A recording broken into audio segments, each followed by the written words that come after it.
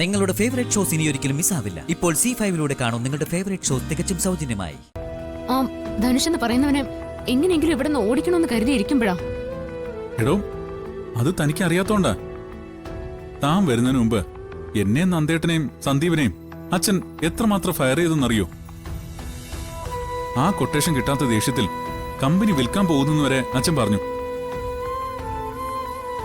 അങ്ങനെ ഞങ്ങൾ ധർമ്മസങ്കടത്തിൽ നിൽക്കുന്ന സമയത്താ ധനുഷ് വന്നിട്ട് അത് തിരിച്ചു പിടിച്ചെന്ന് പറയുന്നത്. അത് അയാളുടെ മിടുക്ക് തന്നെയാണെന്ന് സമ്മതിച്ചു കൊടുത്തേ പറ്റൂ.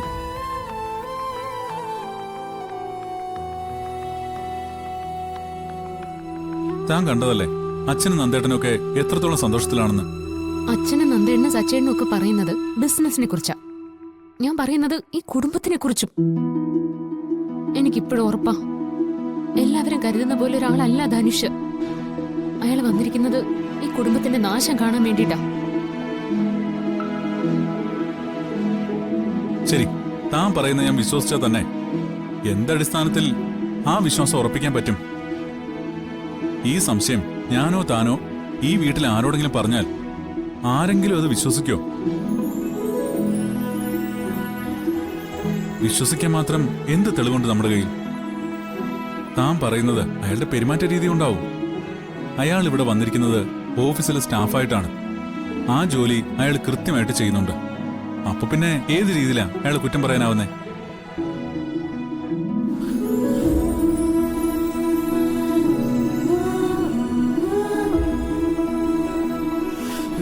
തന്റെ ടെൻഷൻ എന്താണെന്ന് എനിക്കറിയാം.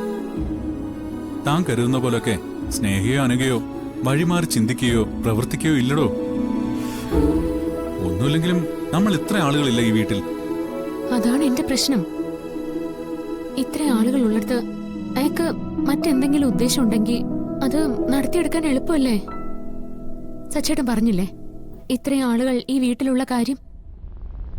ഇന്നത്തെ സംഭവത്തോടെ ഈ വീട്ടിൽ ഏത് സമയത്തും അയാൾക്ക് കയറി വരാനാവും. അയാള് ചെയ്തു എന്ന് പറയുന്ന ഇന്നത്തെ മിടുക്കിനെ ചൊല്ലി ആരും അയാളെ മുഷിച്ചൊന്നും പറയത്തൂല്ല. അത് അയാൾ നല്ല പോലെ മുതലെടുക്കുകയും ചെയ്യും. സച്ചേട്ടൻ നോയിക്കോ ഇനിയും എന്തൊക്കെയാ സംഭവിക്കാൻ പോകുന്നെന്ന്. ഞാൻ തന്നോട് പറഞ്ഞില്ലേ, ചിലപ്പോ തന്റെ സംശയങ്ങളൊക്കെ ശരിയായിരിക്കും. മുൻപൊക്കെ അങ്ങനെ തന്നെ ആയിരുന്നു പലതും.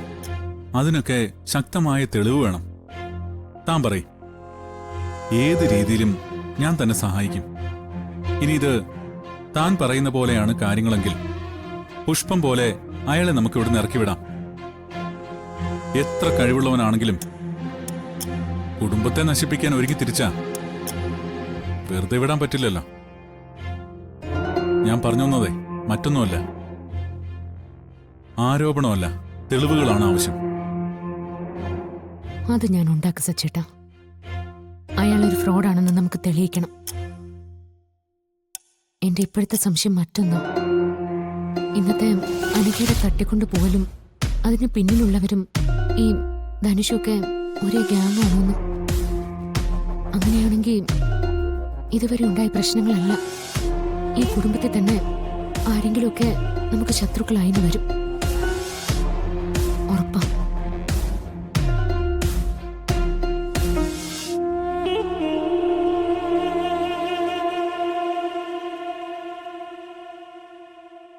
ഡൗൺലോഡ് ചെയ്യൂ C5 ആപ്പ്. കാണൂ എല്ലാ എപ്പിസോഡുകളും സൗജന്യമായി.